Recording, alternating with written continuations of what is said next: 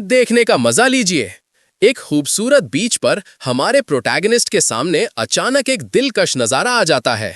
एक खूबसूरत हॉट लड़की लाल स्विमसूट में रेत पर घुटने टेके हुए है, हाथ में तरबूज का एक टुकड़ा पकड़े हुए और उसे बड़े शौक से खिला रही है। एक तरफ एक खूबसूरत लड़की उसे तरबूज खिला रही है, दूसरी तरफ एक और उसे अपनी जांघ को तकिए की तरह इस्तेमाल करने दे रही है। ये सचमुच धरती पर स्वर्ग है, एक दुर्लभ नजारा जिसका हर मर्द, जैसे कि ट्रैन थू हमारा प्रोटैगनिस्ट, सपना देखता है। ट्रैन थू खुशी से झूम उठता है, वो कान तक मुस्कुराया है। वो इतना खुश है कि अगर दो खूबसूरत महिलाएं उसे अभी मारने को कहें तो वो शायद उनके सामने ही कर देगा। लेकिन ऐसा स्वर्ग सच कैसे हो सकता है? क्योंकि जब वो अपनी आंखें खोलता है तो उसे सच्चाई का एहसास होता है। ये एक अधेड़ उम्र का आदमी है जो उसे घूर रहा है और पूछ रहा है, तुम कैसे मरना चाहते हो? ट्रैन थू झटके से जाग जाता है। मिस्टर लाई अपने टीचर को ऐसे देख रहा है जैसे उसने अभी अभी कोई भूत देख लिया हो। मिस्टर लाई नाक सिकोड़ कर कहते हैं, जाग गए? अगर जाग गए हो तो बीस्ट टेमर्स का शुरुआती इतिहास पढ़ो। ट्रैन थू खाली नजरों से मिस्टर लाई को देखता है। वो अभी भी बेहोशी में लग रहा है, इसलिए उसे समझ नहीं आ रहा कि मिस्टर लाई क्या कह रहे हैं। बीस्ट टेमर क्या होता है? लेकिन उसकी नजर टीचर की डेस्क पर लगे प्रोजेक्शन पर जाती है। वो बेहोशी में इधर उधर देखता है और भी ज्यादा कंफ्यूज हो जाता है। क्या मैं गलत क्लास में आ गया? क्या ये एक साइंस और टेक्नोलॉजी की प्रदर्शनी है? मेरा डेस्क मेट ट्रुंग डाइलूक कहाँ है? हालात ठीक नहीं लग रही है, यहां से जल्दी निकलना ही बेहतर है। ट्रैन थू जबरदस्ती मुस्कुराता है, जल्दी से एक बहाना बनाता है, मिस्टर लाई को बताता है और निकल जाता है। लेकिन दरवाजे तक पहुंचने से पहले ही मिस्टर लाई उसे सिर से पकड़ लेते हैं। कहां जा रहे हो? ट्रुंग डाइलूक अब तुम्हारा डेस्कमेट नहीं है, अब तुम 5th year beast taming class के मेंबर हो। नीचे स्टूडेंट्स नए मेंबर के बारे में गॉसिप करना शुरू कर देते हैं, बिल्कुल हर नॉवेल की तरह। ऊपर से जो वो कह रहे हैं वो कुछ खास अच्छा नहीं है। इससे पहले कि ट्रैन थू उस इंफॉर्मेशन को पूरी तरह से प्रोसेस कर पाता जो उसे अभी मिली थी, उसके सामने अचानक एक इलेक्ट्रॉनिक स्क्रीन आ जाती है। उस पर मिशन, सिस्टम्स और रिवॉर्ड्स के बारे में कुछ दिखाई देता है। लेकिन उसके अचानक आने से ट्रैन थू चौंक गया, लगभग उसे हार्ट अटैक आ जाता। वो हाथ बढ़ाकर उस स्क्रीन को छूता है जो उसके सामने अभी अभी आई थी। ये इंटरैक्टिव थी। उनके स्कूल ने ऐसी एडवांस्ड टेक्नोलॉजी कब से हासिल कर ली? लेकिन ऐसा लगता है कि इसे सिर्फ ट्रैन थू ही देख सकता है। मिस्टर लाई को कुछ नहीं दिखता और वो सोचते हैं कि ट्रैन थू अभी भी आधी नींद में है। भूलना मत, कल कौन रो रोकर बीस्ट टेमिंग क्लास ज्वाइन करने की भीख मांग रहा था। अगर तुम जवाब नहीं दे सकते तो रेगुलर क्लास में वापस जाओ और देखो तुम्हारे पेरेंट्स कितने डिसअपॉइंट होंगे। ट्रैन थू इस वक्त बीस्ट टेमिंग या किसी और चीज के बारे में परेशान नहीं हो सकता था। उसकी तुरंत प्रायोरिटी मिस्टर ली के सवाल का जवाब देना था। उसकी नजर नीचे डेस्क पर बैठी एक फीमेल क्लासमेट की टेक्स्ट बुक पर पड़ी। वो हाबांग थी जो मेहरबानी से उसे जवाब का इशारा दे रही थी। मन ही मन हाबांग को बचाने के लिए शुक्रिया अदा करते हुए ट्रैन थू ने किताब से उस पैसेज को महारत से पढ़ा। लेकिन जितना वो पढ़ता गया उतना ही कंफ्यूज होता गया। क्या ये जगह सच में वो जानी पहचानी 21st सेंचुरी नहीं थी जिसे वो जानता था? ये सब बीस्ट टेमर्स और स्पिरिट कॉन्ट्रैक्ट्स के बारे में क्या था? मिस्टर ली का चेहरा गुस्से से लाल हो गया, लेकिन उनकी हिम्मत नहीं हुई कि ट्रैन थू को और डांटें। उन्होंने बस कुछ बड़बड़ाया और ट्रैन थू को उसकी सीट पर वापस भेज दिया। ट्रैन थू आज्ञाकारी तरीके से वापस लौट गया। उसकी उलझन बढ़ती जा रही थी। उसका दिमाग एक उलझी हुई गुत्थी बन गया था। मिस्टर ली साफ तौर पर एक मैथ टीचर थे और इसके अलावा उसने कब क्लास ट्रांसफर करने के लिए कहा था? ये सब बहुत अजीब था। जैसे ही ट्रैन थू बैठा, उसके सिर में अचानक एक मैकेनिकल आवाज गूंजी। उसने मुड़कर नीचे बैठे स्टूडेंट से धीरे से पूछा, क्या तुमने कुछ सुना? क्लासमेट ने अपना सिर हिलाया, इशारा करते हुए कि उसने कुछ नहीं सुना। इससे पहले कि ट्रैन थू कुछ और पूछ पाता, उसकी हथेली में एक लाल ट्यूब आ गया, उस अजीब मिशन के साथ जो उसने क्लासरूम के दरवाजे पर खड़े होते हुए देखा था। ये सब क्या था? आज के जमाने में जो कोई ट्रांसमाइग्रेशन और सिस्टम्स के बारे में नहीं जानता, वो जरूर किसी पत्थर के नीचे रह रहा होगा। ट्रैन थू खुशी से झूम उठा, लेकिन उसने क्लास में उछल कूद करने की हिम्मत नहीं की। उसने अपना चेहरा डेस्क में छुपा लिया, उत्तेजना से कांप रहा था। होली क्रैप, वो मेन कैरेक्टर था।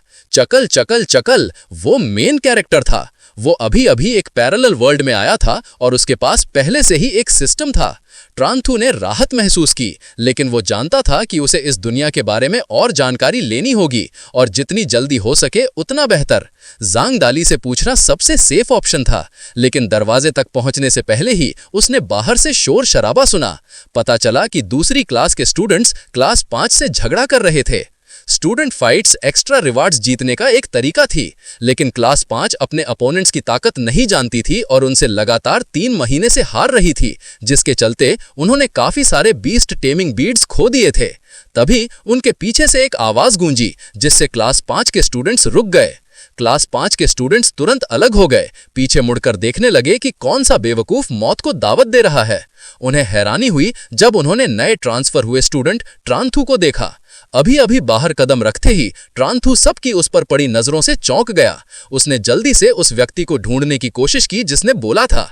जाहिर है ये नया नया इस दुनिया में आया डरपोक न्यूकमर ट्रांथू नहीं हो सकता था। ये उसकी रक्षक थी, हा बांग, जो इस सिचुएशन से लंबे समय से नाखुश थी और आखिरकार उसने क्लास 3 के स्टूडेंट्स का सामना करने का फैसला किया था। जैसे ही क्लास 3 के बुलीज ने हा बांग को देखा, वो उसे ताने मारने लगे। ये क्लास 5 की रिप्रेजेंटेटिव हा बांग नहीं है। क्या हुआ? डर लग रहा है कि एक बीस्ट टेमिंग बीड काफी नहीं है, मुझे एक और देने आई हो। हा बांग ने ठंडी आवाज में कहा, चलो बैटल हॉल में चलते हैं। मैं अकेली ही पूरी क्लास 3 से लड़ूंगी। अगर मैं जीत गई तो तुम वोंग मान ने पहले हारे हुए बीस्ट टेमिंग बीड्स का डबल वापस करोगे। हा बांग के पीछे ट्रांथू ने जोश में अपनी उंगलियां चटकाई। लड़ना चाहते हो? ये तो मेरी स्पेशलिटी है। आसपास के स्टूडेंट्स ट्रांथू की घोषणा सुनकर हंसने लगे। वो एक दूसरे स्कूल का बेवकूफ जो अभी तक स्पिरिट कॉन्ट्रैक्ट भी नहीं बना पाया था, ऐसे घमंडी शब्द बोलने की हिम्मत कर रहा था। दूसरी क्लासेस के स्टूडेंट्स भी मजे लेने के लिए आ गए। ये देखने के लिए उत्सुक थे कि क्या ब्यूटी बुलीज को हरा सकती है। सिर्फ ट्रांथू ही शर्मिंदा था। किसी ने उस पर तरस खाकर कहा, जब तुम वैसे भी जीत नहीं सकते तो क्या लड़ाई देखना ही बेहतर नहीं होगा? ट्रांथू गुस्से से जल उठा। दांत पीसते हुए उसने उस भले चाहने वाले बेवकूफ को घूरा, उसे इतनी तेजी से ताना मारा कि दूसरे लोग अनकंफर्टेबल हो गए। उन्होंने जल्दी से अरीना में फाइट देखने जाने का सुझाव दिया। मैच तय हो चुका था और क्लास 3 का ग्रिप शोर मचाते हुए चला गया। ट्रांथू ने मुस्कुराते हुए क्लास 3 के स्टूडेंट्स को देखा। उसे एक आशंका हुई कि वो कुछ बुरा प्लान कर रहे हैं। हालांकि उसके दिमाग में एक ज्यादा जरूरी बात थी, स्पिरिट कॉन्ट्रैक्ट। ये शब्द शुरुआत से ही काफी बार आया था। ट्रांथू ने फैसला किया कि वो जल्दी से जांग डाली को ढूंढेगा और इस दुनिया की जानकारी के बारे में पूछेगा। उसके बाद हा बांग की मदद करने जाएगा। उसे दूसरों पर एहसान करना पसंद नहीं था। अरीना में क्लास 3 का ग्रुप पूरी ताकत से आ गया था, जबकि क्लास 5 को रिप्रेजेंट करने के लिए सिर्फ हा बांग थी। क्लास 3 ग्रुप का लीडर हमेशा की तरह माहौल गर्म करने और ताने मारने के लिए आगे बढ़ा। बाकी क्लास 3 उसके पीछे खड़ी थी। उनका लीडर घमंड से अपनी ठुड्डी ऊपर किए हुए था। आखिर एक पूरी क्लास का अकेले सामना करना मजबूत हाबैंग के लिए भी मुश्किल होगा। लेकिन हाबैंग इन लोगों से पहले ही परेशान हो चुकी थी और उनकी बकवास नहीं सुनना चाहती थी। उसने सीधे अपनी कॉन्ट्रैक्टेड स्पिरिट को समन किया। एक हल्की नीली ऊर्जा उसके बाजू को घेर लेती है। धीरे धीरे एक बड़े बर्फ जैसे सफेद भेड़िए का रूप ले लेती है, जो देखने में भयानक था। ये एक लेवल 5 आइस वुल्फ था, जो बताता है कि हाबैंग एक लेवल 5 बीस्ट टेमर थी। देखने वाले हैरान रह गए। उन्हें पता था कि हाबैंग मजबूत है, लेकिन उन्होंने ये नहीं सोचा था कि वो लेवल 5 की होगी। ट्रांथू भी हैरान था, लेकिन उसकी हैरानी उस भेड़िए से थी जो अभी अभी हवा से पैदा हुआ था। एक भेड़िया है ना? क्लास 3 का लीडर त्रिंजिक, जो सबसे ज्यादा घमंडी था, सिर्फ लेवल 4 तक ही पहुंचा था। एक लेवल 5 बीस्ट टेमर को देखकर उसकी पहली प्रतिक्रिया डर की थी, लेकिन उसे जल्दी ही उनका फायदा याद आ गया। 20 से ज्यादा लोग एक लेवल 5 बीस्ट टेमर के खिलाफ बारी बारी से लड़ेंगे। वो कितनी भी मजबूत क्यों ना हो, वो जीत नहीं सकती थी। क्लास 3 के स्टूडेंट्स ने अपनी अपनी कॉन्ट्रैक्टेड स्पिरिट्स को समन किया। हर एक का रूप अनोखा था। वहां तक कि एक तलवार चलाने वाला स्केलेटन भी था, जो उनके बीच अकेला लेवल 4 बीस्ट था, और वो त्रिंजिक का था। त्रिंजिक के इशारा देने के बाद क्लास 3 ग्रुप ने अपने बीस्ट्स को हमला करने का आदेश दिया। हाबैंग ने किसी पर गैंगिंग अप करने का कोई अफसोस नहीं दिखाया। आइस वुल्फ अपने लेवल 5 स्टेटस के हिसाब से अपने अगले पंजे के एक झटके से एक कीड़े को अरीना से बाहर फेंक दिया। भीड़ में एक बेचैनी की लहर दौड़ गई। सीडी ने जल्दी से चिल्लाया, घबराओ मत सब लोग, मैनुअल कंट्रोल पर स्विच करो। क्लास 3 के स्टूडेंट्स के चेहरे बदल गए। सच में सीडी की लड़ाई काफी असरदार थी। एक पल में आइस वुल्फ अनेकों स्पिरिट से घिर गया। आइस वुल्फ ने इधर उधर देखा। उसका बड़ा शरीर बचने के लिए आगे कूदा। हालांकि उसके लिए अकेले सभी स्पिरिट बीस्ट्स को संभालना मुश्किल था। अचानक उसका शरीर जम गया। वो मुड़ा, पीछे देखने लगा। एक कीचड़ जैसा प्राणी उसकी पिछली टांग से मजबूती से चिपका हुआ था। सीडी ने मुस्कुराते हुए उकसाने वाले और घमंडी अंदाज में देखा। हा बैंग ने नाक सिकोड़ी। उसके चेहरे पर एक आत्मविश्वास भरी मुस्कान थी जब उसने अपने ओपोनेंट की आंखों में देखा। आइस वुल्फ से एक तीव्र बर्फीली ऊर्जा निकली, जिसके कारण कीचड़ का कनावर उसकी टांग से चिपक गया। उसे जल्दी से पीछे हटना पड़ा क्योंकि भेड़िए ने फिर उसे जमा दिया। इसी पल एक और चिपकली आगे बढ़ी, लेकिन किसी तरह उसने अपने ही टीममेट को मुक्का मार दिया। दर्शकों को एक मजेदार कॉमेडी शो दिखाया। ट्रांथू ने नीचे मॉन्स्टर्स को देखते हुए उत्सुकता से सोचने लगा, क्या मेरे पास स्पिरिट कॉन्ट्रैक्ट है? मैं उसे कैसे बाहर निकालूं? उसके बगल में बैठा लड़का ये सुनकर पूछा, क्या वो शुरुआत से ही वहां नहीं था? ट्रांथू ने उसे खाली नजरों से देखा। लड़के ने फिर ट्रांथू के पिछवाड़े के ठीक नीचे वाले प्राणी की तरफ इशारा किया। ट्रांथू उछल पड़ा, चौंक गया और उसकी नजर एक चपटे हुए स्लाइम पर पड़ी। ये देखकर क्लास 3 के स्टूडेंट्स ने ट्रांथू पर ताने और तिरस्कार भरी नजरें डाली। उसने बस सोचा और वो बाहर आ गया। कोई हैरानी की बात नहीं कि वो रेगुलर क्लास से है। इतना कमजोर कॉन्ट्रैक्टेड स्पिरिट, भले ही वो हमेशा बीस्ट टेमिंग स्पेस में रहे, उसमें कोई कॉन्ट्रैक्ट पावर नहीं है। ट्रांथू सच में लाजवाब था। उसने अपने कॉन्ट्रैक्टेड स्पिरिट को हाथ में पकड़ा और उसकी स्टेटस स्क्रीन खोलकर देखा। उसका वर्णन करने के लिए सच में कोई शब्द नहीं थे। ये अकल्पनीय रूप से बेवकूफ लग रहा था। इसके स्टैट्स भी खराब थे, बिल्कुल एक सजावट की चीज जैसा। इस लेवल के साथ इसके पास लड़ने की योग्यता भी नहीं थी। ट्रांथू ने आह भरी अपने स्लाइम को पकड़े हुए, जो मरे हुए की तरह सो रहा था। क्या हम मेन कैरेक्टर्स नहीं हैं? क्या ये कोई दिव्य पशु, दिव्य ड्रैगन या कुछ और नहीं होना चाहिए था? अचानक ट्रांथू की नजर एक नए दिखे क्वेस्ट पर पड़ी। उसके चेहरे पर मुस्कान धीरे धीरे शैतानी हो गई। नीचे आइस डीमन वुल्फ के लिए स्थिति और भी मुश्किल होती जा रही थी। एक खोपड़ी जिसमें क्रॉसबोन्स थे और एक कंखजूरे जैसा प्राणी एक साथ उसे घेर कर हमला कर रहे थे। खोपड़ी के 4 हाथों में ब्लेड्स थे। उसने जल्दी से आइस डीमन वुल्फ के शरीर पर कई बार वार किया। उसका ध्यान भटकने का फायदा उठाते हुए आइस डीमन दर्द से चिल्लाया। ताजा खून बहने लगा। उसके खूबसूरत फर को दागदार कर दिया। हाँ बांग ने दांत पीसे। अब वो पहले जैसी शांत नहीं थी और भी चिंतित हो गई। सीडी दीवार से टेक लगाए स्मगली लड़ाई देख रहा था। अगर कुछ अनपेक्षित नहीं हुआ तो इस बार वो जरूर जीतेंगे। अगर कुछ अनपेक्षित नहीं हुआ था।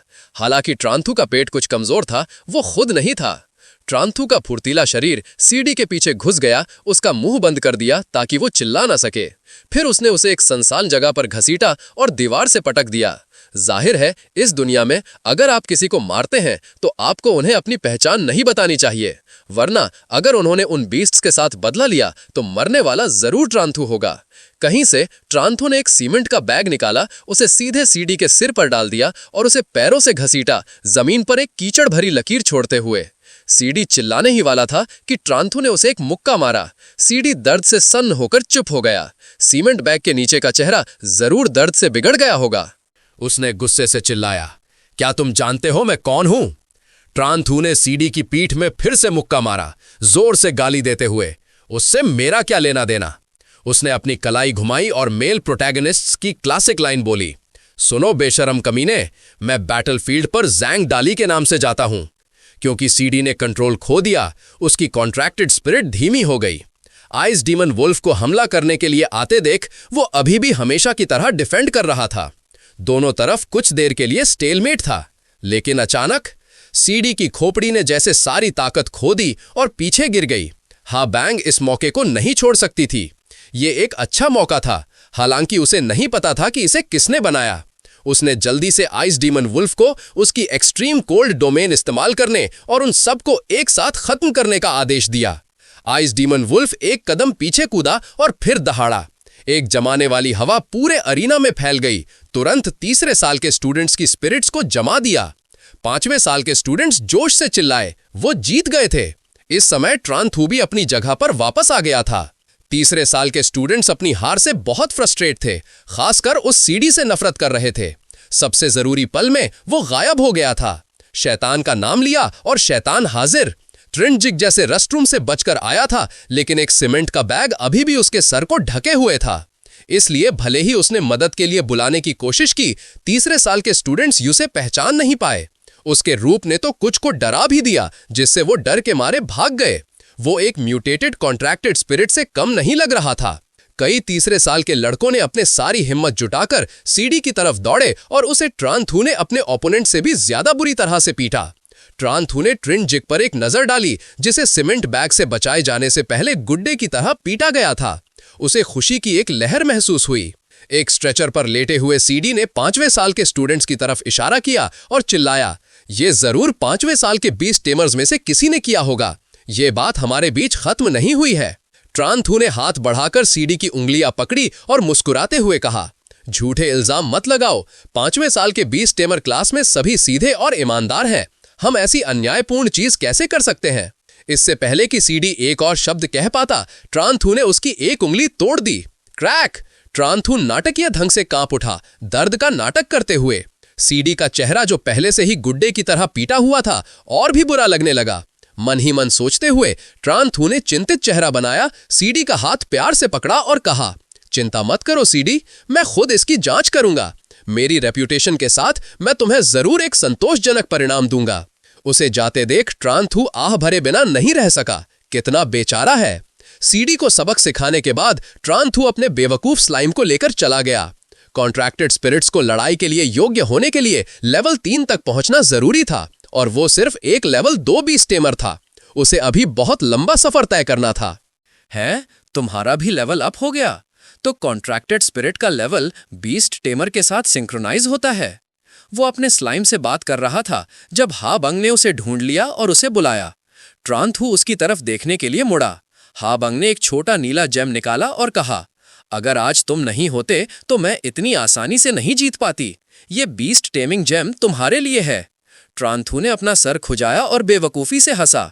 मदद की? किस चीज में मदद की? मुझे नहीं पता तुम किस बारे में बात कर रही हो। हा बंग ने उसे गुस्से से देखा और कहा, बेवकूफ मत बनो। मैंने तुम्हारे बैग में छुपाया हुआ फर्टिलाइजर का बैग देख लिया था। बीस्ट टेमर्स के बीच लड़ाइयां बहुत खतरनाक होती हैं। तुम्हें बिल्कुल भी होश नहीं है। ऐसा करने से तुम्हें भी चोट लग सकती है। ट्रान थू लोगों की मदद करना चाहता था, लेक्चर नहीं सुनना चाहता था। वो अजीब तरीके से हंसा और जल्दी से भाग गया। कोई बड़ी बात नहीं है, मैं ट्रान थू एम्बुशेस से प्यार करता हूँ। हा बंग ने उसे वापस नहीं बुलाया, लेकिन उसके मन में उसके लिए थोड़ा और अच्छा भाव आया। ये लड़का सच में चीजों को आसान नहीं बनाता, उसने सोचा। ट्रान थू बाइक शेड की तरफ भागा, आराम से अपनी साइकिल निकाली और चला गया। साइकिल चलाते हुए वो खुशी से अपना फोन इस्तेमाल कर रहा था, एक गाना गुनगुनाते हुए। वो सच में एक बागी नौजवान था। जो मार उसने सीडी को दी थी वो ब्रूटल थी। ट्रान थू का इसके बारे में किसी और को बताने का कोई इरादा नहीं था, सिवाय अपने करीबी दोस्त के। जिसे पता चला वो बस मासूम बनेगा। अपने करीबी दोस्त से तारीफ पाना ही काफी था। घर जाते समय ट्रान थू ने 2 नौजवानों को एक अधेड़ उम्र की महिला को लूटते हुए देखा। शोर शराबे के बावजूद कम ही लोगों ने ध्यान दिया। उसने मोटी महिला को अपनी आंखें बंद करते, अपना बैग मजबूती से पकड़े हुए चिल्लाते हुए देखा, तुम मेरा शरीर ले सकती हो, लेकिन तुम मेरा दिल कभी नहीं ले पाओगे। ट्रान थू ने उत्सुकता से देखा, क्या ये रॉबरी और असॉल्ट है? उसने सोचा। सच में गुस्से वाली बात है। वो अभी भी सोच रहा था कि क्या करे जब एक सिस्टम क्वेस्ट प्रकट हुआ। उसने जल्दी से ऑप्शंस पर नजर डाली। उसकी अमानवीय मुस्कान वापस आ गई। 3 विकल्पों को देखते हुए वो स्वाभाविक रूप से सबसे बड़े रिवॉर्ड वाला चुनेगा। इसलिए जब दोनों लुटेरे हैंडबैग पर झगड़ रहे थे, ट्रान थू ने जोर से चिल्लाकर उनका ध्यान खींचा। उसने अपनी बाइक एक सुपर कूल पोज में पार्क की और घोषणा की, दिन दहाड़े खान्स, रात के अंधेरे में तारों भरे आसमान के नीचे तुम कानून तोड़ने और लोगों के बीच छुपने की हिम्मत करते हो। जांग डाली, वो मैं हूं, तुम्हें बिल्कुल भी नहीं छोड़ेगा। दोनों लुटेरे हक्का बक्का होकर ट्रान थू को देखने लगे।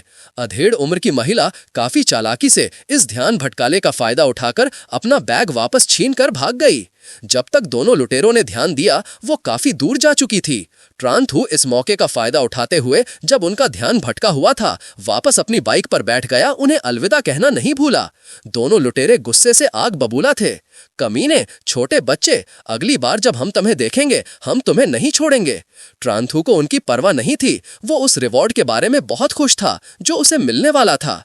लेकिन सबसे जरूरी बात, रिवॉर्ड मिलने के बाद अपोथिकरी सिस्टम अनलॉक हो गया।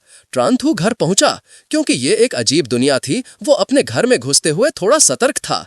लेकिन जैसे ही उसने लिविंग रूम में कदम रखा, उसने अपनी जानी पहचानी माँ को स्टर फ्राई की एक प्लेट ले जाते हुए गर्माजोशी से मुस्कुराते हुए देखा।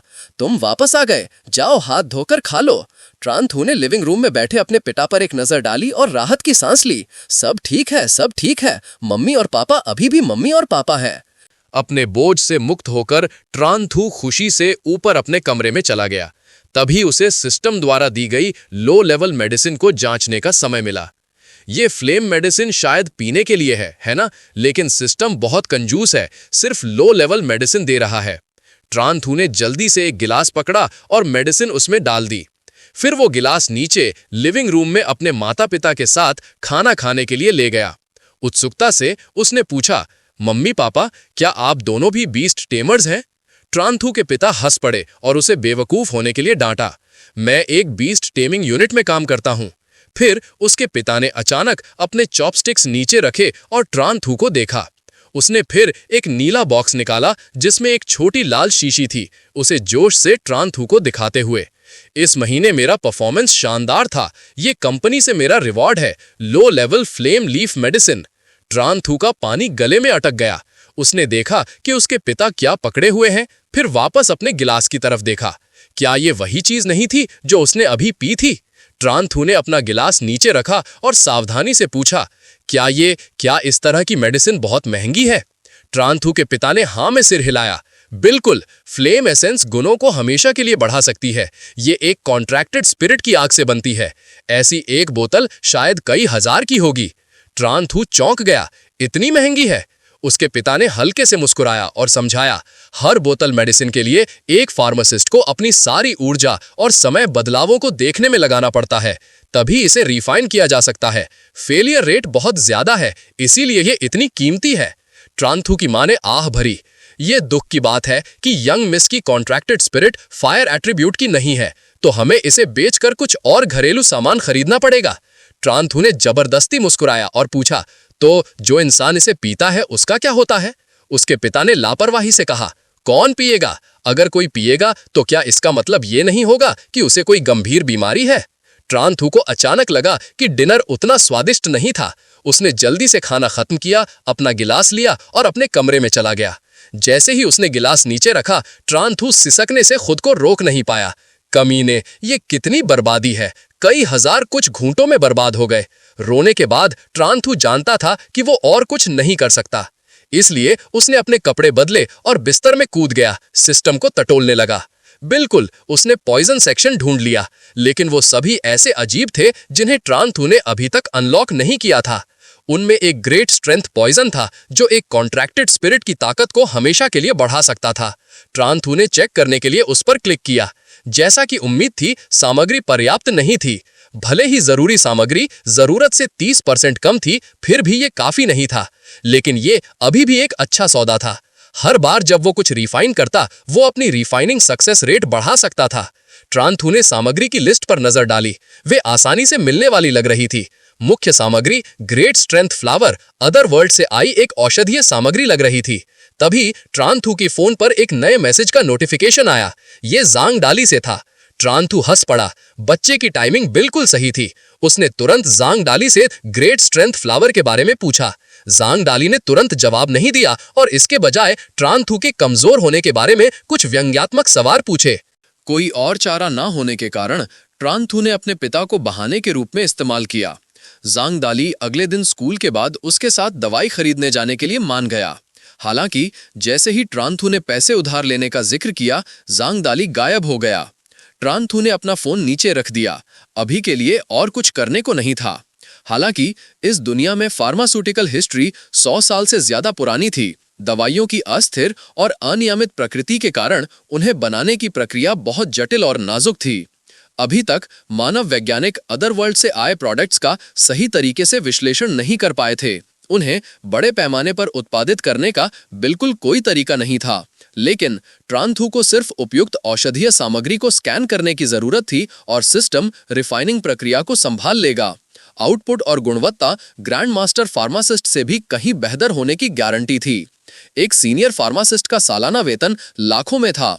फार्मासिस्ट्स का बहुत सम्मान किया जाता था और उनका वेतन और सामाजिक दर्जा उन ऊंचाइयों तक पहुंच गया था जिन्हें आम लोग शायद ही छू सकते थे। क्रांथू इस ख्याल से ही लार टपकाने लगा। वो खुद से हंसा, मैं अमीर बनने वाला हूं। इसके अलावा पैसे से वो अपने स्लाइम के लिए बड़ी मात्रा में दवाई रिफाइन कर सकता था। इससे बेहतर और क्या हो सकता था। अगले दिन ब्लैक मार्केट के प्रवेश द्वार पर ट्रांथू के सपने गार्ड्स ने तोड़ दिए। किसी वजह से उन्हें अंदर जाने की अनुमति नहीं थी।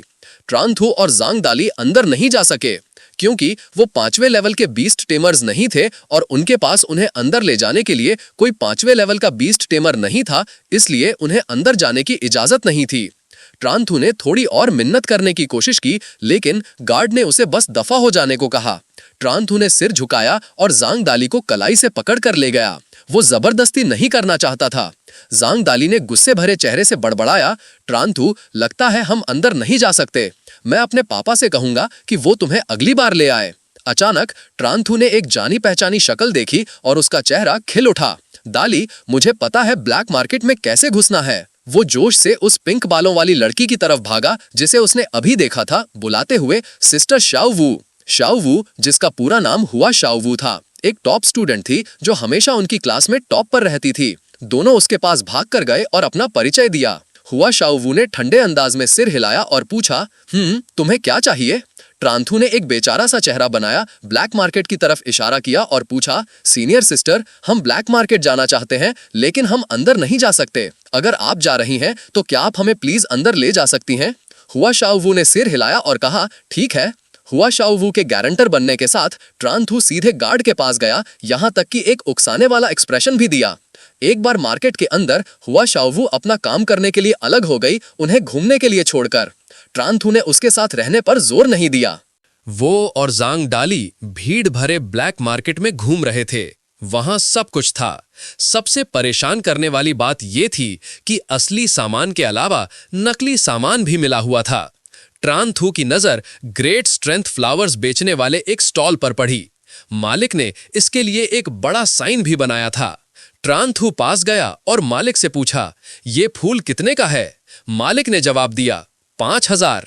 तभी ज़ैंग यी कहीं से प्रकट हुआ, ट्रांथू से फूल छीनने के लिए उत्सुक।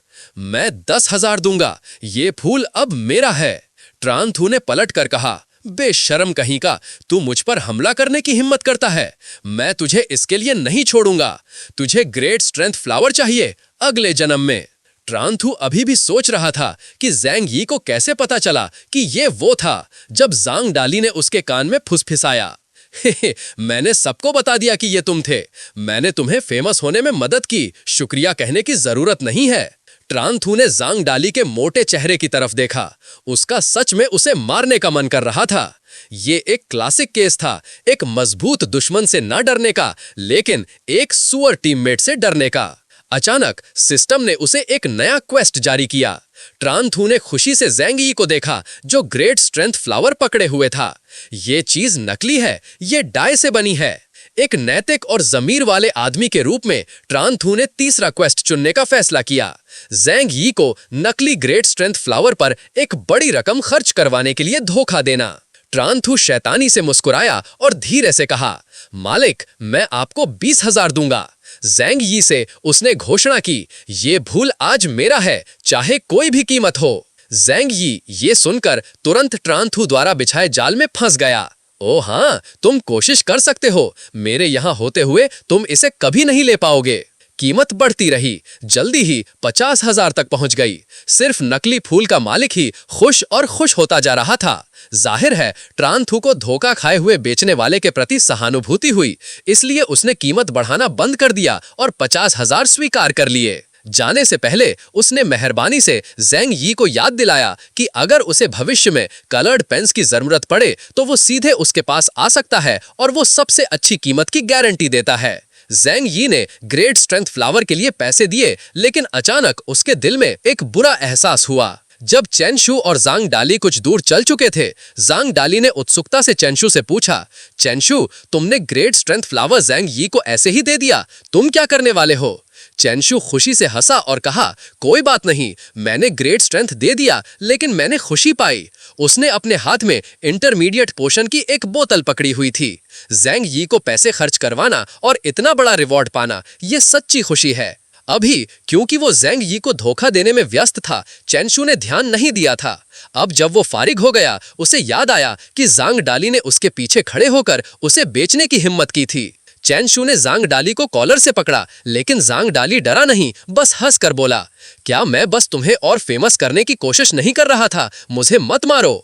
अचानक ज़ांग डाली का चेहरा डर से भर गया जब उसने चेनशू को देखा। क्या तू मेरा भाई भी है? अगर मारना है तो मार दे, अपनी कॉन्ट्रैक्टेड स्पिरिट क्यों बुला रहा है? चेनशू ने खाली नजरों से कहा, मैंने नहीं बुलाई। इस पल चेनशू ने भी अपने पीछे देखा। एक लेवल 7 फ्लेम स्पैरो एक और स्पिरिट से लड़ रही थी। ज़ांग डाली ने लड़ रहे 2 स्पिरिट्स की तरफ इशारा किया और पूछा, अगर ये तुम नहीं थे तो कौन था? क्या ब्लैक मार्केट में कॉन्ट्रैक्टेड स्पिरिट्स को बुलाना मना नहीं है? ज़ांग डाली और ज़ेंग यी ने एक साथ शावू की तरफ देखा तो वो फ्लेम स्पैरो शावू की थी। एक जानवर दहाड़ा। एक काली परछाई ने सफलतापूर्वक फ्लेम स्पैरो को जमीन पर गिरा दिया, जहां वो दर्द से कराहने लगी। ज़ांग दली ने हंसकर कहा, लगता है विजेता तय हो गया है। लेकिन प्रोटैगनिस्ट के बगल में एक फीमेल सपोर्टिंग कैरेक्टर के रूप में वो कैसे हार सकती थी? बिल्कुल, जैसे ही सिस्टम ने क्वेस्ट जारी किया, चेनशू तुरंत चला गया। उसने ज़ांग दली के कंधे पर थपथपाया और मुस्कुराते हुए कहा, मेरे चेनशू के होते हुए कौन जीतता है और कौन हारता है ये अभी तय नहीं है। दली, चलो किसी को पीटने चलते हैं। चेनशू ने फिर अपनी पीठ के पीछे से वो जाना पहचाना गोबर का बैग निकाला। ज़ांग दली का मुंह हैरानी से खुला रह गया। सच में चेनशू सच में वो चीज अपने साथ रखता है? चेनशू को दोषी को ढूंढने में ज्यादा देर नहीं लगी। ये सिस्टम के ऑटोमेटिक टारगेट लॉकिंग फंक्शन के कारण था, जो बेहद उपयोगी था। चेनशू देखने के लिए पास सरका। स्लैम उसके सर पर बैठा भी उत्तेजित था। चेनशू का हाथ पहले से ही गोबर के बैग को पकड़े हुए था, जाने के लिए तैयार। वो व्यक्ति एक लेवल 9 का बीस्ट टेमर निकला, लेकिन चेनशू डरा नहीं। चेनशू के आदेश का पालन करते हुए स्लैम अपोनेंट के सामने कूदा, उसका ध्यान भटकाते हुए। उसी पल चेनशू बिजली की तेजी से गोबर का बैग बीस्ट टेमर के सर पर डाल दिया। दुनिया अचानक अंधेरी हो गई। चेनशू जले पर नमक छिड़कते हुए उस आदमी के प्राइवेट पार्ट्स पर लात मारी। एक लेवल 9 बीस्ट टेमर, हाँ, उसने कहा, अभी भी 2 शिफ्ट करते हुए उत्तेजित था। हम बीस्ट टेमिंग क्लास 3 के रिप्रेजेंटेटिव्स ने उसे बेहोश कर दिया। चलो बाद में उससे निपटते हैं। ज़ांग दली प्लान समझते हुए बोला, हाँ, हम नंबर 3 हाई स्कूल के क्लास 1 से ने उसे पीटा, वो इसके बारे में क्या करेंगे? चेनशू ने 2 स्पिरिट्स के बीच की लड़ाई पर एक नजर डाली। फ्लेम स्पैरो ने सफलतापूर्वक लेवल 9 बीस्ट टेमर की स्पिरिट को हरा दिया था। चेनशू ने घमंड से अपनी ठुड्डी ऊपर उठाई। देखा, मैंने कहा था, मेरे यहां होते हुए कौन जीतता है और कौन हारता है ये तय नहीं है। ज़ांग दली सच में चेनशू के अपराजय घमंड पर लाजवाब था। इस पल सू श्यावू ने भी उन्हें देख लिया और सीधे उनके पास दौड़कर आई। वो चेनशू और ज़ांग दली को वहां देखकर थोड़ी हैरान लग रही थी। चेनशू ने 2 उंगलियां उठाईं, खुशी से मुस्कुराते हुए। सिस्टर श्यावू, इतनी पोलाइट होने की जरूरत नहीं है, हम बस लोगों के लिए नुकसान खत्म कर रहे थे। सू श्यावू ने सिर हिलाया। चेनशू के प्रति उसका हौगाम काफी बढ़ गया। तो तुम लोग भी उस निकम्मे लियू वुई के कारण यहां आए थे? चेनशू ने एक पल सोचा। शायद लियू वुई, उसने सोचा, वो लेवल 9 बीस्ट टेमर है जिसे मैंने अभी अभी पीटा है। वो अभी भी लड़खड़ाते हुए चल रहा है। सू श्यावू स्थिति से अनजान ने शुक्रिया अदा करते हुए चेनशू को धन्यवाद दिया। इस बार लियू वुई को पकड़ने के लिए आपका बहुत बहुत शुक्रिया। चेनशू ने बिना किसी शर्म के जवाब दिया, हालांकि ज़ांग दली साइड से उसे गुस्से से घूर रहा था। ये कुछ भी नहीं था, सच में न्याय का समर्थन करना ही मुझे चेनशू को सबसे ज्यादा पसंद है। सू श्याबू ने कहा, मैं ये एहसान याद रखूंगी। अगर आपको किसी चीज की जरूरत हो तो आप मुझे कभी भी बता सकते हैं। कुछ भी? चैन शू का दिमाग तेजी से दौड़ा, पोटेंशियल लाभों का आकलन करते हुए। उसने तुरंत पूछा, सिस्टर शाओवू, गर्मियों की छुट्टियों के दौरान क्या मैं आपके परिवार की 666 फार्मास्यूटिकल कंपनी में आ सकता हूं?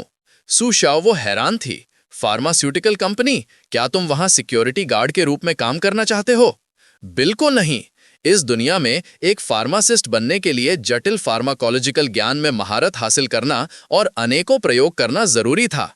एक फार्मास्यूटिकल कंपनी उसे बिना ज्यादा जांच पड़ताल के औषधीय सामग्री के साथ प्रयोग करने की अनुमति देगी, जिससे यह एक बेहतरीन विकल्प बन जाता है।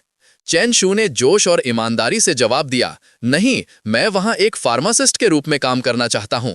नतीजा ये हुआ कि चैन शू को आखिरकार सिस्टर शाओवू ने मना कर दिया। खुशकिस्मती से शाओवू ने फिर भी उसे पहले एक इंटर्नशिप ट्राई करने की अनुमति दी। एक इंटर्नशिप अभी भी एक मौका था। कम से कम उसे पोशन मेकिंग में शामिल होने का मौका मिलेगा। चैन शू जोश के साथ क्लासरूम में दाखिल हुआ। चैन शू के कारनामों के बारे में सुनकर 5वें साल के स्टूडेंट्स उसके पास आ गए, उस पर तारीफों और चापलूसी की बारिश कर दी। तभी एक लड़का जिसकी शर्ट के बटन खुले थे, घमंड से 5वें साल के क्लासरूम में घुसा और चिल्लाया, मेरे रास्ते से हटो, तुम में से कौन चैन शू है? उसने क्लासरूम में इधर उधर देखा और चैन शू की तरफ बढ़ा, आक्रामक तरीके से पूछते हुए, क्या तुमने मेरे छोटे भाई को बुली किया था और उसे 50,000 नकली सामान पर खर्च करने के लिए धोखा दिया? चैन शू ने शांति से उस नौजवान की कलाई इतनी जोर से पकड़ी कि वो उसे छुड़ा नहीं सका। उसने लियू वुई, एक लेवल 9 बीस्ट टेमर को मारने की हिम्मत की थी, तो वो एक लेवल 6 बीस्ट टेमर से क्यों डरेगा? एक सिस्टम क्वेस्ट भी प्रकट हो गया था। चैन शू ने तुरंत अपना आम घमंडी और उकसाने वाला रवैया अपनाया। उस नौजवान के पास जाकर उसे ताना मारा, हाँ, मैं ही था, तुम इसके बारे में क्या करने वाले हो? चैन शू ने बिना किसी हिचकिचाहट के उस नौजवान के चेहरे पर एक थप्पड़ मारा, जिससे एक लाल निशान छूट गया। नौजवान इतना गुस्सा हो गया कि उसकी आंखें सफेद हो गईं। उसका पूरा शरीर गुस्से से जल रहा था। घमंडी बर्ताव करने का आदे अब उसे वापस थप्पड़ मारा गया था और उसका गुस्सा बेवजह भड़क उठा। वो चैन शू द्वार अपोप्लेक्सी तक पहुंचने वाला था। ऐसे क्रोधित नौजवान का सामना करते हुए चैन शू ने शांति से मुस्कुराया और पूछा, क्या बस इतना ही काफी है तुम्हें अपनी स्पिरिट बुलाने के लिए? तुमने बुलाने की हिम्मत की तो हम स्पिरिट सप्रेशन ब्यूरो को बुलाने की हिम्मत करेंगे। नौजवान कांप गया। वो भी स्पिरिट सप्रेशन ब्यूरो से डरता था। चैन शू के पीछे के क्लासमेट सब एक कदम आगे बढ़े, चैन शू की बात दोहराते हुए, सही है, सरकार ने बहुत पहले बीस्ट टेमिंग लॉ जारी किया था। बीस्ट टेमर्स को आमतौर पर अपनी कॉन्ट्रैक्टेड स्पिरिट्स को बुलाने की इजाजत नहीं है। अगर तुमने अपनी स्पिरिट बुलाने की हिम्मत की तो तुम गए काम से। क्विंग निंग्युआन ने अपनी ऑरा वापस ली और फिर चैन शू को देखा, उसे चुनौती देते हुए, अगर तुम में हिम्मत है तो मेरे साथ स्कूल के बीस्ट टेमिंग अरीना में आओ। दुर्भाग्य से चैन शू आसानी से उकसाने वाला नहीं था। वो बेपरवाही से हंसा, तुम्हें लगता है मैं तुम्हारे जैसा हूं, खुद को पीटने के लिए दे दूं? सच में 180 मिनट से ज्यादा गेम्स खेलने ने तुम्हारा दिमाग सड़ा दिया है। क्विंग निंग्युआन इतना गुस्सा था कि वो सिर्फ हकला सका। तुम? चैन शू ने उसे ताना मारना जारी रखा। तुम क्या? तुम क्या? उसने आगे बढ़कर क्विंग निंग्युआन के चेहरे पर कॉन्डेसेंडिंगली थपथपाया। अगर और कुछ नहीं है तो दफा हो जाओ। क्विंग निंग्युआन गुस्से से भरा हुआ 5वें साल के क्लासरूम से चला गया। वो अभी चैन शू से नहीं निपट सकता था, लेकिन उसे विश्वास नहीं था कि उससे निपटने का कोई तरीका नहीं है। चिंग निंग यूएन के जाते हुए फिगर और जाने से पहले उसके एक्सप्रेशन को देखकर क्लासमेट्स चैन शू की सुरक्षा के लिए थोड़ा बहुत चिंतित थे, लेकिन वो उसकी हिम्मत की तारीफ किए बिना नहीं रह सके। तभी मिस्टर ली क्लास के लिए आ गए, इसलिए चैन शू ने अपने क्लासमेट से बात करना बंद कर दिया। जैसे ही मिस्टर ली अंदर आए, उन्होंने एक खुशखबरी सुनाई। कल से हमारे पास 3 दिन की छुट्टी है। इन 3 दिनों में अगले महीने के फाइनल एग्जाम्स के लिए पढ़ना याद रखना। चैन शू खुशी से अपने डेस्क पर अपने सिस्टम के साथ खेलने लगा। उसने स्लैम के लिए 3 कॉम्बैट स्किल्स हासिल करने के लिए इतना कुछ किया था। अगर असली लड़ाई भी हो गई तो वो आसानी से नहीं हारेगा। मिस्टर ली ने आगे कहा, और आप सबको प्रोत्साहित करने के लिए पहले स्थान पर आने वाले स्टूडेंट को एक स्पिरिट एनलाइटनमेंट पिल मिलेगी। टॉप 5 को इंटरमीडिएट बीस्ट टेमिंग सर्टिफिकेट से पुरस्कृत किया जाएगा। टॉप 30 में आने वालों को बीस्ट टेमिंग ऑर्ब्स मिलेंगे। सभी कृपया मेहनत करें। स्पिरिट एनलाइटनमेंट पिल एक लेजेंडरी मेडिसिन थी। इसे खाने पर एक कॉन्ट्रैक्टेड स्पिरिट को एक नया स्किल हासिल करने का मौका मिलता था। हालांकि स्लैम के पास पहले से ही 3 स्किल्स थे, चेंशू को एक और मिलने से कोई ऐतराज नहीं होगा। स्कूल सच में अपने स्टूडेंट्स को मोटिवेट करने के लिए पैसा खर्च करना जानता था। घोषणा के बाद मिस्टर ली ने हमेशा की तरह अपना लेक्चर जारी रखा। जल्द ही घंटी बजी, क्लास के अंत का संकेत देते हुए। जैसे ही घंटी बजी, श्या बिंग चेंशू के पास आई और धीरे से पूछा, क्या तुम्हें ट्यूटरिंग के लिए मेरे घर आने की जरूरत है? चेंशू ने सिर हिलाकर मना कर दिया, फिर अपना बैग कंधे पर लटकाया, पहले अपने इंटरव्यू के लिए जाने और फिर घर पर दिल लगाकर पढ़ने की तैयारी करते हुए। श्या बिंग ने निराशा से जवाब दिया और चली गई। बाहर चेंशू के दोस्त ने उसे अपनी कोहनी से धक्का दिया, जोश से गॉसिप करते हुए। वाह चेंशू, तुमने श्या बिंग के ऑफर को ऐसे ही ठुकरा दिया। चेंशू कुछ कहने ही वाला था कि किंग निंगयुअन अपने कुछ गुंडे जैसे दिखने वाले दोस्तों के साथ उसके सामने आ गया। चेंशू तुरंत मुस्कुराया और ताना मारा, ये किंग निंगयुअन नहीं है, तुम्हारा चेहरा और भी सूज गया है। किंग निंगयुअन के एक चमचे ने आगे बढ़कर चेंशू को धमकाया, चेंशू, इतने घमंडी मत बनो, तुम्हें तुम्हारी करनी का फल मिलेगा, पकड़ो इसे दोस्तों। चेंशू अद्भुत साहस दिखाते हुए तुरंत अपने क्लासमेट के सामने खड़ा हो गया और बोला, चिंता मत करो, मैं तुम्हें बचाऊंगा। उसने एक गहरी सांस ली और अपनी पूरी ताकत से चिल्लाया, मदद! तीसरे साल के स्टूडेंट्स किसी को मारने की कोशिश कर रहे हैं। 2 स्कूल सिक्योरिटी गार्ड्स तुरंत प्रकट हुए और नौजवानों के ग्रुप को घेर लिया। उन्हें देखकर चेंशू एक गार्ड के बाजू से चिपक गया और एक दयनीय चेहरे के साथ रोने लगा। अंकल वन, ये लोग हैं, उन्होंने कहा कि वो अपनी खोई हुई जवानी की याद में मुझे मारना चाहते हैं। अंकल वन का चेहरा ये सुनकर काला पड़ गया कि नौजवान किसी को मारना चाहता है। उसकी नजर गोलियों जैसी तेज नौजवान पर टिक गई। तुम किसी को मारना चाहते थे, 10 मुंह से भी तुम इनकार नहीं कर सकते। नौजवान के दोस्त तुरंत सिक्योरिटी गार्ड्स की भीड़ से बदल गए। चेंशू कांपते होठों और आंसू भरी आंखों से दयनीय रूप से अंकल वन को देखने लगा। अंकल वन, मैं सच में डरा हुआ हूँ। ये नौजवान आपके सामने ही हम पर झूठा इल्जाम लगाने की हिम्मत कर रहा है। वो इतना मासूम और बेनुकसान दिखता है। चेंशू के मुकाबले नौजवान एक गुंडा लग रहा था। अंकल वन ने तुरंत चेंशू पर विश्वास किया और नौजवान को घूरा। तुम मेरे सामने ही किसी पर झूठा इल्जाम लगाने की हिम्मत करते हो? नौजवान ने कमजोरी से अपना हाथ हिलाया। मैंने नहीं किया। उसी पल मिस्टर ली आ गए, सख्ती से डांटते हुए, यहाँ क्या हो रहा है? मैं दूर से ही तुम सबको चिल्लाते हुए सुन सकता था। टीएन, तुम्हारे एग्जाम्स आ रहे हैं, तुम यहाँ मुसीबत खड़ी करने के बजाय पढ़ाई क्यों नहीं कर रहे हो? मिस्टर ली को देखकर नौजवान तुरंत उनके पास भागा, अपनी बात पहले बताने के लिए। मिस्टर ली, ये चेंशू। मिस्टर ली ने बेपरवाही से अपना हाथ हिलाया। चेंशू क्या? चेंशू ने तो एक वांटेड क्रिमिनल को भी पकड़ा है और ये स्टूडेंट यहाँ मुसीबत खड़ी कर रहा है। नौजवान का चेहरा काला पड़ गया। वांटेड क्रिमिनल को पकड़ा? तभी उसने मिस्टर ली के बगल में खड़े आदमी को देखा। एक पल बाद उसे एहसास हुआ कि वो आदमी स्पिरिट सप्रेशन ब्यूरो से था। मिस्टर ली ने उसके विचारों की पुष्टि की। सही है, इसलिए स्पिरिट सप्रेशन ब्यूरो के डायरेक्टर उसे रिवॉर्ड देने आए हैं। तुम बस मेरे लिए और मुसीबत खड़ी कर रहे हो, अब जाओ और पढ़ाई करो। निराश होकर टीएन हार मानकर चला गया। मिस्टर ली ने फिर सिक्योरिटी गार्ड्स को बिखरा दिया। फिर वो स्पिरिट सप्रेशन ब्यूरो के आदमी के पास गए और हंसकर बोले, मिस्टर वैंग, वो नौजवान चेंशू है। आदमी ने सिर हिलाया और मुस्कुराया। हेलो चेंशू, मैं स्पिरिट सप्रेशन ब्यूरो से वैंग चैन हूं। मैं यहां तुम्हें उस वांटेड क्रिमिनल को पकड़ने में हमारी मदद करने के लिए शुक्रिया कहने आया हूं। वैंग चैन ने लाल नोटों का एक मोटा गड्ढा निकाला। ये स्पिरिट सप्रेशन ब्यूरो से 1 लाख का इनाम है। चेंशू ने कहा, जरूरत नहीं है, लोगों की सेवा करना मेरा कर्तव्य है। लेकिन उसके हाथ, जो पहले से ही कैश के गड्ढे पर आराम कर रहे थे, हिलने का कोई इरादा नहीं दिखा रहे थे।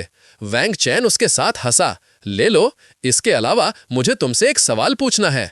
उसकी मुस्कान गायब हो गई, उसकी जगह एक गंभीर चेहरा आ गया। मैं तुमसे पूछना चाहता हूं, तुमने उस वक्त उसकी लोकेशन कैसे ढूंढी? चेंशू ने अपना सिर खुजाया। वो ये नहीं कह सकता था कि उसके पास एक सिस्टम है जो उसे गाइड कर रहा है। उसका दिमाग तेजी से दौड़ा, एक प्लॉजिबल बहाना बनाने की कोशिश करते हुए। उसने गोलमोल और अस्पष्ट रूप से कहा, मैंने उस आदमी को देखा, उसका चेहरा इतना बुरा था, मैं पहली नजर में ही समझ गया कि वो अच्छा इंसान नहीं है। वैंग चैन ने अपने होंठ सिकोड़े। बस इतना ही? अगर वो नहीं होता तो? चेंशू ने घमंड से अपनी ठुड्डी ऊपर उठाई। कोई फर्क नहीं पड़ता, हमने उसे घेर रखा था, वो हमें देख नहीं सकता था। वैंग चैन ने अपने माथे को मलते हुए एक सिरदर्द बनने लगा। उसने इस मामले को और आगे न बढ़ाने का फैसला किया। चाहे जो भी हो, मैं फिर भी सू शियावू को बचाने के लिए तुम्हारा शुक्रिया करना चाहता हूँ। नौजवान, अगर और कुछ नहीं है तो तुम अब वापस जा सकते हो। चेन शू ने सिर हिलाया और खुशी से चला गया। सिस्टम टास्क्स पूरे करना और एक्स्ट्रा रिवॉर्ड्स पाना, क्या खुशी की बात है। चेन शू और जांग डाली को जाते देख वांग चैन के मन में अभी भी कई संदेह थे। क्या यह सचमुच सिर्फ एक इत्तेफाक था? चैन शू और जांग डाली जब भी उनके पास फ्री टाइम होता था 666 फार्मास्यूटिकल कंपनी क्यों जाते थे? वो रिसेप्शन डेस्क के पास पहुंचे, हंसते और बातें करते हुए। हेलो, मैं चैन शू हूँ, सू शियावू का क्लासमेट। मेरी उसके साथ एक एल्केमिस्ट इंटरव्यू के लिए अपॉइंटमेंट है। इस पल एक ठंडे रवैये वाली महिला पास आई और बेरुखी से पूछा, तुम एक एल्केमिस्ट बनना चाहते हो? चैन शू ने आत्मविश्वास से सिर हिलाया। सही है, मैं कोशिश करना चाहता हूँ। बेरुखी वाली महिला ने तुरंत उसे मना कर दिया। ये बच्चों के खेलने की जगह नहीं है, वापस जाओ। सू शियावू को क्या हो गया है? वो हर तरह के लोगों को कंपनी में भेज रही है, ये बस दूसरों के लिए मुसीबत खड़ी कर रही है। बेरुखी वाली महिला ने फिर सिक्योरिटी गार्ड्स को निर्देश देने के लिए मुड़ी, इन्हें अंदर मत आने दो। चैन शू ने असंतुष्ट होकर उसकी जाती हुई शक्ल की तरफ पुकारा, लेकिन मेरा इंटरव्यू तो अभी शुरू भी नहीं हुआ है। बेरुखी वाली महिला ने नहीं मुड़ा, ठंडे अंदाज में जवाब देते हुए, वो पहले ही खत्म हो चुका है। चीजें इतनी आसानी से खत्म नहीं होंगी, हालांकि क्योंकि सिस्टम फिर से प्रकट हुआ। जंग दाली ने चिंता से चंशू से पूछा, अब हम क्या करें? हालांकि चंशू दूसरे ऑप्शन से काफी प्रभावित था। मौके का फायदा उठाकर उस औरत के पिछवाड़े पर लात मारना, उसकी शांतता भंग करना और उसे इतना गुस्सा दिलाना कि वो अपना कंट्रोल खो दे। सिक्योरिटी गार्ड्स को देखने के बाद और फिर रिवॉर्ड को देखने के बाद जवाब साफ था। जाहिर है उन्हें अंदर जाना था, सिर्फ चंशू को अंदर जाना था।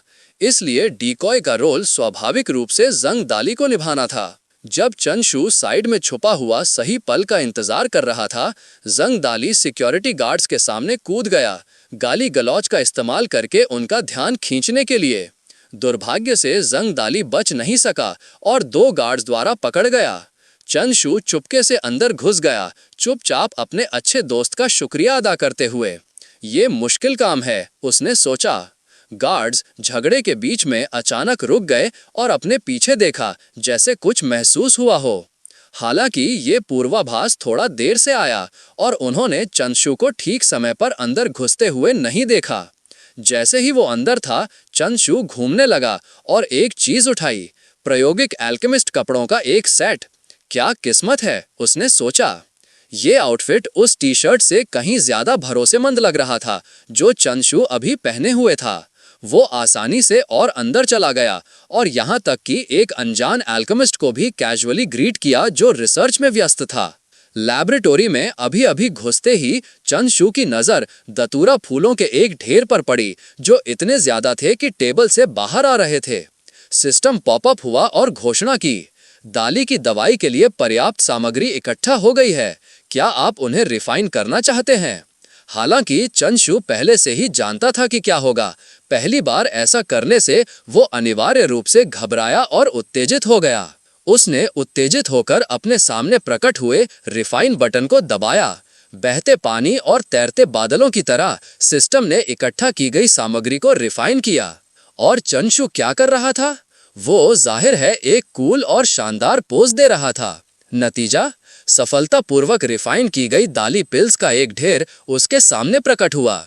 स्पीड आश्चर्यजनक थी। मीडियम ग्रेड दाली पिल्स रिफाइन करने में उसकी महारत भी 10 में से 3 तक पहुंच गई। कमरे में मौजूद दूसरे एल्केमिस्ट चंशू की स्पीड और उसके काम की क्वालिटी से हैरान थे, उसके तैयार प्रोडक्ट को अविश्वास से देखते हुए। वो जानता था कि सिस्टम कमाल का है, लेकिन इस लेवल का कमाल सच में बहुत अच्छा था। मूल रूप से 0 फेलियर्स। अगर उसके पास पर्याप्त सामग्री होती तो वो सच में नई ऊंचाइयों तक पहुंच सकता था। चंशू ने ये स्टंट किया, शुरुआत में बेरुखी वाली महिला द्वारा मना किए जाने पर।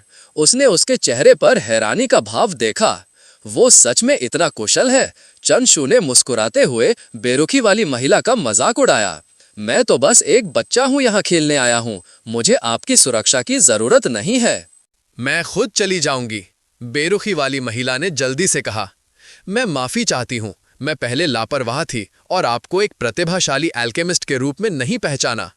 अगर मुमकिन हो तो मैं आपको हमारे डिपार्टमेंट में एक एल्केमिस्ट बनने के लिए औपचारिक रूप से आमंत्रित करना चाहती हूँ। एक सिस्टम क्वेस्ट प्रकट हुआ। चेन शू की आंखें चमक उठीं जब उसने पहले ऑप्शन को देखा। रिवॉर्ड बेहद आकर्षक था। सिर्फ सूक शू के ऑफर को मानकर और कंपनी का प्रोफेशनल एल्केमिस्ट बनकर वो पूरी मेडिसिन फॉर्मुलेशन बुक अनलॉक कर सकता था। हालांकि स्पिरिट बीस्ट कॉन्ट्रैक्ट गायब हो जाएगा। उसका इरादा सिर्फ एक एल्केमिस्ट बनने का नहीं था, वो एक बीस्ट टेमर बनना पसंद करता था।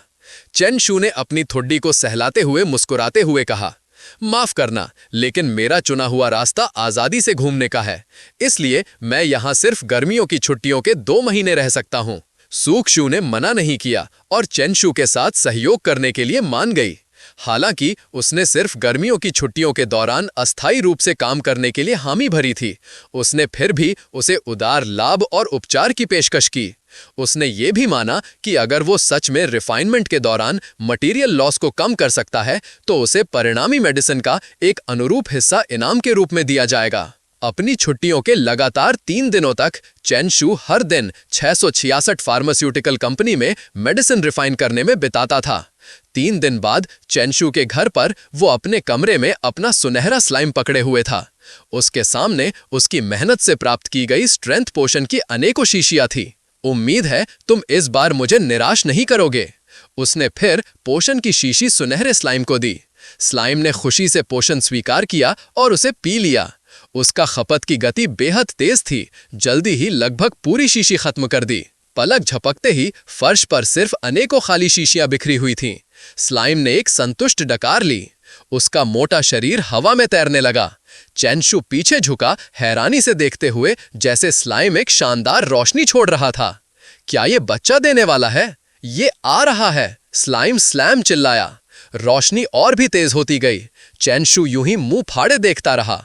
स्लैम का शरीर एक पल के लिए ऐंठा, उसका चेहरा फिर से सिकुड़ गया। आखिरकार उसने फिर से डकार ली। उसकी आंखें सुस्त और नींद में थीं। उसका शरीर गिरा और चेन शू ने उसे पकड़ लिया, उसे अपनी बाहों में ले लिया। उसने जल्दी से स्लैम के स्टैट्स चेक किए। हालांकि उसने इन स्ट्रेंथ पोशंस पर निर्भर होकर स्लैम की ताकत को हमेशा के लिए 20% बढ़ा दिया था। अगर वो जारी रखना चाहता था तो उसे इंटरमीडिएट स्ट्रेंथ पोशंस का इस्तेमाल करना होगा। हाल के दिनों में उसने 666 की औषधीय सामग्री की एक बड़ी मात्रा इस्तेमाल कर ली थी। खुशकिस्मती से सूक श्याऊ ने पहले उसे ब्लैक मार्केट का पास दिलवाने में मदद की थी। उसे कल ब्लैक मार्केट जाना होगा। अगले दिन ब्लैक मार्केट में चेन शू सुबह जल्दी अपने बैकपैक के साथ पहुंच गया। उसने मार्केट में आसानी से घूम फिर कर आखिरकार बड़ी मात्रा में अच्छा सामान हासिल कर लिया। चेन शू ने खुशी से कहा, यह दुनिया सच में एक पे टू विन दुनिया है। सिर्फ पैसे खर्च करके आपको इतनी सारी अच्छी चीजें मिल सकती हैं। लेकिन जैसे ही चेन शू रेस्टरूम के पास से गुजरा, उसके सामने अचानक एक सिस्टम क्वेस्ट प्रकट हुआ। घर जाकर मेडिसिन रिफाइन करो या रेस्टरूम में मेडिसिन रिफाइन करो। रेस्टरूम चुनने के लिए मिलने वाले आकर्षक रिवॉर्ड को देखकर चेन शू ने अंदर झांका। एक अजीब गंध जो अक्सर साफ ना होने वाले सार्वजनिक शौचालयों में आम होती है, उसकी नाक में घुस गई। लेकिन वो रिवॉर्ड छोड़ना नहीं चाहता था। आत्मा के विशाल सागर के लिए मैं ये कर सकता हूं। चेन शू ने खुद को प्रोत्साहित किया, अपनी नाक दबाकर और आंखें बंद करके रेस्टरूम में घुस गया। इसी पल बाहर एक और व्यक्ति भी तेजी से अंदर आया। इस रेस्टरूम में सिर्फ एक ही स्टॉल था। दूसरा लड़का अपनी टांगे साथ में दबाए कांपते हुए दरवाजा खटखटाया और पुकारा, भाई इमरजेंसी, इमरजेंसी, आप वहां हैं?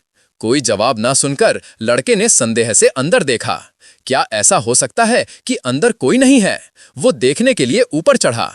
उसने सोचा कि चेन शू कौन सी दवाई बना रहा था कि वो किसी के खटखटाने की आवाज भी नहीं सुन पा रहा था। चेन शू का पूरा ध्यान दवाई रिफाइन करने पर था। लेकिन जैसे ही उसने अभी बनाई हुई दवाई निगली, उसकी नजर मशरूम बालों वाले लड़के पर पड़ी जो उसे देख रहा था। उसका चेहरा हैरानी से बिगड़ गया था। चेन शू जल्दी से रेस्टरूम से बाहर भागा। मशरूम हेड स्वाभाविक रूप से पीछे चला, यहां तक कि चेन शू की पीछे से एक तस्वीर भी ले ली। इतनी एपिक चीज को ऑनलाइन पोस्ट करना ही होगा।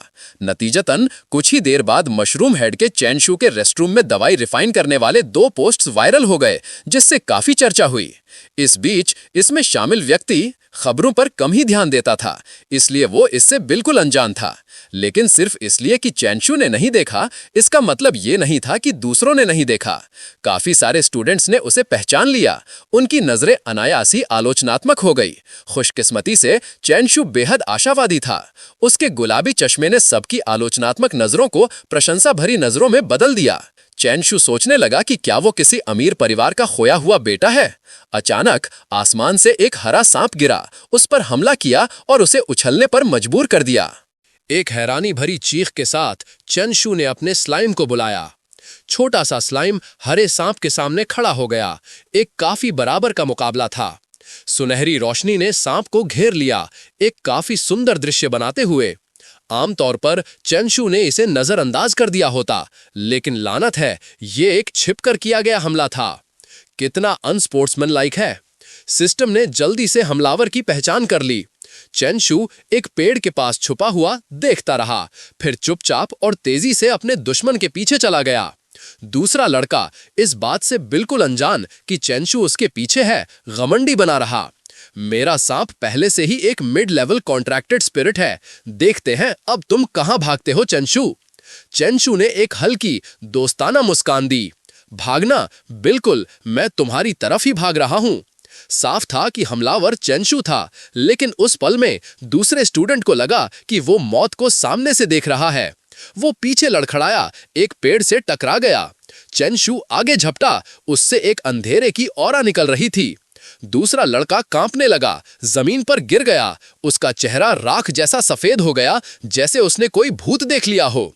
चैनशू की उंगलियां कस गई, उसकी मुस्कान एक विचित्र विलन जैसी मुस्कुराहट में बदल गई। मैंने सोचा था ये कौन है, पता चला ये तुम हो, ज़ैंग नान के चमचे। तुमने मुझ पर छिपकर हमला करने की हिम्मत की। आज मैं तुम्हें दिखाऊंगा कि मुझसे पंगा लेने का क्या अंजाम होता है। पछतावे के लिए बहुत देर हो चुकी थी। एक मारपीट जो बच्चों के लिए उपयुक्त नहीं थी, तेजी से और एक तरफा तौर पर हुई। कुछ ही पलों में दूसरे लड़के को गुड्डे की तरह पीटा गया। एक नंगे पेड़ के आधार पर चपटा लेटा हुआ चैनशू का अधीनस्थ जल्दी से पीछे हट गया। उसका स्लाइम भी सफल हो गया था, उस चमकीले हरे सांप को कुचलकर और उसे रुलाने तक बुली करके। लड़ाई के ठीक बाद उसने लोगों के दौड़ने की आवाज सुनी। ऐसा लगता था कि स्पिरिट पैक्ट लड़ाई से हुए शोर ने स्पिरिट सप्रेशन ब्यूरो का ध्यान खींच लिया था। चैनशू थोड़ा घमंडी होने के बावजूद अभी भी डर जानता था। उसने जमीन पर पड़े व्यक्ति को देखा और एक आखिरी चेतावनी छोड़ी। मैं तुम्हें इस बार छोड़ रहा हूं, लेकिन अगली बार अगर तुमने ऐसी हरकत करने की हिम्मत की तो मैं सुनिश्चित करूंगा कि तुम और तुम्हारा स्पिरिट पैक्ट बिना दफनाए मरो। स्लाइम ने भी व्यक्ति पर दबाव डालकर सहयोग किया, जिससे सांप स्पिरिट ने एक और मुंह खून उगल दिया। चैनशू के जाते हुए फिगर को देखते हुए स्टूडेंट लड़खड़ाते हुए बैठ गया। वो सच में बदल गया था। चैनशू घर लौटा, अपने माता पिता को स्पिरिट सप्रेशन ब्यूरो से मिला 1 लाख का इनाम दिया और उन्हें सब कुछ समझाया। ये स्पिरिट सप्रेशन ब्यूरो से मिला 1 लाख का इनाम है। कुछ चीजें खरीदने के बाद 90,000 बचे हैं, सब इस कार्ड पर है। अचानक चैनशू के पिता ने सीधे मना कर दिया, हमें अभी इस पैसे की जरूरत नहीं है। तुम अभी अपनी बीस्ट टेमिंग क्षमताओं को विकसित कर रहे हो। तुम्हें जो भी दवाई चाहिए खरीद लो, अगर कम पड़े तो बस मुझे बता देना। चैनशू की आंखें चमक उठी। उसने जोश से पूछा, आपको इसकी जरूरत नहीं है? क्या हम अमीर हैं या कुछ और? चैनशू के पिता हंस पड़े, पानी का एक घूंट पिया, फिर अपनी ठुड्डी चैनशू की तरफ झुकाई और कहा, इसके बारे में चिंता मत करो, हमें घर पर वैसे भी इसकी जरूरत नहीं है। देर हो रही है, कल तुम्हारा स्कूल है, इसलिए आराम करो। चैनशू ने सिर हिलाया और अपने कमरे में वापस चला गया। उसने अपने माता पिता को लिविंग रूम में बातें करते और हंसते हुए देखा। चैनशू जानता था कि उसका परिवार हमेशा से आम वर्किंग क्लास लोग थे। उसके पिता ने ऐसा बर्ताव क्यों किया जैसे उनके पास पैसे की कमी नहीं है? और ओल्ड ली और अंकल ज़ांगदाली के पिता के उसके पिता के प्रति सम्मानपूर्ण रवैये का भी सवाल था। उनके पद भी कुछ कम महत्वपूर्ण नहीं थे। क्या कोई और वजह हो सकती थी? चैनशू को लगा कि अगर कोई और वजह है भी तो वो अभी उसे नहीं समझ सकता, इसलिए बेहतर है कि वो आज्ञाकारी बने। जल्द या देर से उसके पिता उसे बता देंगे। टेबल पर गहरी नींद सो रहे सर लैम को देखते हुए चैनशू ने लाइट्स बंद कर दी और सो गया। पलक झपकते ही अगली सुबह हो गई और उसे स्कूल जाना था। चैनशू अभी भी नींद में उबासी लेते हुए क्लासरूम में दाखिल हुआ। उसके दुर्भाग्यशाली क्लासमेट्स उसके पास आए, उसे बिना पलक झपकाए घूर रहे थे, जिससे चैनशू सख्त डर गया। ये सब क्या है? वो मुझे ऐसे क्यों देख रहे हैं? ली वूसोंग की सूंघने की शक्ति भी बहुत अच्छी थी। जैसे ही चैनशू पहुंचा, उसने क्लासरूम का दरवाजा खोला, अपना सिर अंदर किया और उसे एक पल के लिए बाहर बुलाया। चैनशू ने हाँ में जवाब दिया और बेहोशी में ली वूसोंग के पीछे टीचर्स ऑफिस तक गया। जैसे ही वो कमरे में दाखिल हुए, ली वूसोंग सीधे मुद्दे पर आ गया। चैनशू, क्या तुम कल ब्लैक मार्केट गए थे? चैनशू का चेहरा पीला पड़ गया और उसकी मुस्कान तनावपूर्ण हो गई। वो चिंतित था। क्या ऐसा हो सकता है कि उसकी कल की लड़ाई का पता चल गया हो? पहले इससे बचने का कोई तरीका ढूंढने की कोशिश करना अभी भी सबसे अच्छा विकल्प था। लेकिन जैसे ही चैनशू ने अपना मुंह खोला, ली वूसोंग ने अपना फोन उठाया और पूछा, क्या ये तुम हो? चैनशू जम गया, फोन देखने के लिए ले लिया। ये पोस्ट थी जिसका टाइटल था, सार्वजनिक शौचालय में कोई दवाई बना रहा है। नीचे अनेकों शेयर्स और कमेंट्स थे। चैनशू चौंक गया। ये सच में एक हॉट टॉपिक बन गया था। उसने बस आमतौर पर कुछ दवाई बनाई थी, लेकिन अनपेक्षित रूप से पूरा शहर इसके बारे में बात कर रहा था। अगर ऐसी बात है तो चिंता करने की बात कम है। चैनशू ने फोन ली वूसोंग को वापस कर दिया। सॉन्ग ने सिर हिलाया और मुस्कुराते हुए कहा, यह राहत की बात है ली वूसोंग। उसने हल्के फुल्के अंदाज में कहा, मुझे पता था ये तुम हो। भले ही ये तुम्हारे चेहरे की सिर्फ एक झलक थी, मैं हमेशा तुम्हारी बागी लहर को पहचान सकता हूँ। हालांकि इंटरनेट पर सभी लोग उस सार्वजनिक शौचालय में मौजूद व्यक्ति को ढूंढ रहे हैं। हाल ही में सावधान रहो और उन अनलाइसेंस्ड व्यापारियों से बचो। चैनशू ने आज्ञाकारी रूप से सर हिलाया। मैं समझ गया। इसके साथ ही चैनशू का मामला निपट गया। इस बीच जियाबिंग डेटा के साथ भी उसे ढूंढने टीचर्स ऑफिस पहुंची। यह उनकी स्पेशल 12th ग्रेड क्लास में भाग लेने पर चर्चा करने के लिए था। पिछले सालों में स्पेशल 12th ग्रेड क्लास सिर्फ 12th ग्रेड के दूसरे सेमेस्टर में आयोजित की जाती थी, लेकिन इस बार इसे पहले आयोजित किया जा रहा था। यह सच में अजीब था। चैनशू ने सोच में डूबी जियाबिंग की तरफ देखा और भी उत्सुक हो गया। क्या हो रहा है? उसने सोचा। स्कूल में एक थका देने वाला दिन खत्म हो गया, लेकिन चैनशू को अभी तक अपना जवाब नहीं मिला था। वो जांग दाली के साथ अपनी बाइक से घर जाना चाहता था। जांग दाली हंसा, तुम अब फेमस हो गए हो। चैनशू ने विनम्रता से जवाब दिया, नहीं नहीं, ये बस एक रोजमर्रा की तस्वीर थी। मुझे नहीं पता था कि यह इतनी पॉपुलर हो जाएगी कि पूरा इंटरनेट मुझे ढूंढने लगेगा। अचानक चैनशू ने अपनी बाइक रोक दी, सड़क के किनारे एक भीड़ की तरफ देखते हुए। जांग दाली, जो उसके पीछे था, लगभग उसकी बाइक से टकरा गया। चैनशू की नजर का पीछा करते हुए उसने देखा कि एक जैसे कपड़े पहने हुए एक ग्रुप जैसे कल्याण कार्यकर्ता एक छोटी लड़की वाली महिला से भुगतान की मांग कर रहे थे। जांग दाली ने पूछा, क्या हुआ? क्या तुम उन्हें जानते हो? चैनशू ने सर हिलाया, नहीं, मैं नहीं जानता। बस अचानक एक सिस्टम मिशन आ गया। चैनशू ने बिना हिचकिचाहट की घोषणा की, मैं उन्हें नहीं जानता, लेकिन साहसी शूरवीरता मेरा जीवन भर का सिद्धांत है। जैसे ही उसने कहा, उसने अपनी बाइक साइड में फेंक दी। जांग दाली ने भी अपनी बाइक सड़क के किनारे फेंक दी और जोश से उसके पीछे भागा। चैनशू ने पुकारा, हे, अगर तुम में हिम्मत है तो मैं तुम्हारे साथ खेलूंगा। चैनशू और जांग दाली को आते देख कर्ज वसूलने वाले तुरंत सतर्क हो गए। बच्चे, तुम क्या चाहते हो? जैसे ही जांग दाली कहने वाला था, हीरो बचाने आया है, चैनशू अपने कूल अंदाज से एक कायराना अंदाज में बदल गया, अपने चेहरे को दोनों हाथों से ढककर और सर हिलाते हुए, मैंने कुछ नहीं देखा, मैंने कुछ नहीं देखा। दृश्य अचानक शांत हो गया। जांग दाली पूरी तरह से चौंक गया था। क्या चैनशू, जो इतना न्यायप्रिय दिख रहा था, सिर्फ ये कहने आया था? वो अभी भी हीरो बनना चाहता था। जांग दाली कैसे जान सकता था कि सिर्फ उस वाक्य को कहने से चैनशू को एक स्किल मिल जाएगी? सिस्टम रिवॉर्ड नोटिफिकेशन को देखते हुए चैनशू ने राहत की सांस ली। ग्रुप पीछे हटने ही वाला था कि उस औरत के पीछे छिपी छोटी लड़की, शायद मिस वांग, ने उसे नफरत से देखा, या शायद वो उसके पीछे कर्ज वसूलने वालों को देख रही थी। लेकिन चैनशू फिर भी डर गया और उसकी वीरता की भावना फिर से जाग उठी।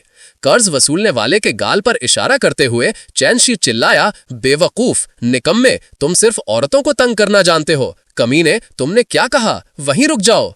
गुस्से में आया कर्ज वसूलने वाला चैनशू के पीछे भागा। चैनशू और जांग दाली जल्दी से भाग गए। जब कर्ज वसूलने वाले भटके हुए थे, तब महिला और उसकी बेटी भी जल्दी से निकल गए।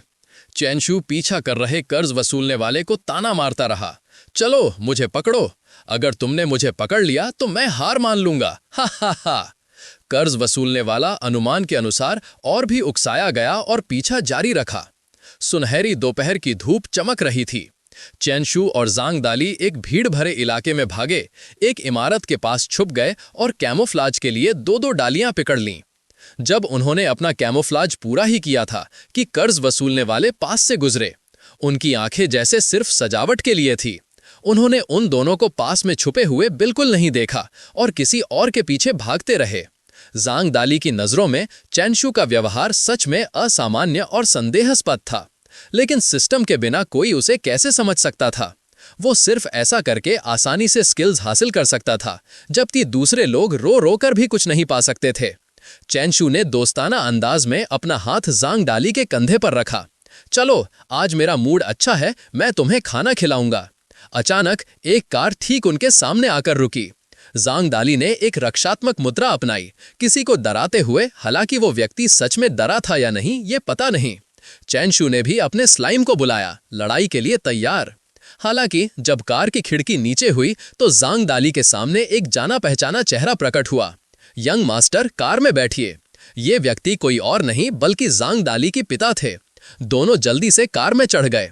अंकल जांग ने चैनशू को देखा और मुस्कुराते हुए पूछा, यंग मास्टर, मैंने सुना है आपने बीस्ट टेमिंग क्लास शुरू कर दी है। ये महत्वाकांक्षी है। दुख की बात है कि दाली में बीस्ट टेमिंग की प्रतिभा नहीं है, वरना मैं उसे भी ब्लैक आयरन रैंक तक खींच लेता। चैनशू ने अपने जानी पहचाने अंकल को हैरानी से देखा। ब्लैक आयरन रैंक 9 से ऊपर का क्षेत्र था। आम लोगों के लिए हासिल करना बहुत मुश्किल। वो खुद सिस्टम की बदौलत लेते लेते भी मजबूत था, लेकिन अंकल जांग इसके बारे में इतनी आसानी से कैसे बात कर सकते थे? चैनशू ने उत्सुकता से पूछा, अंकल जांग, क्या आप मुझे अदर डायमेंशन के बारे में बता सकते हैं?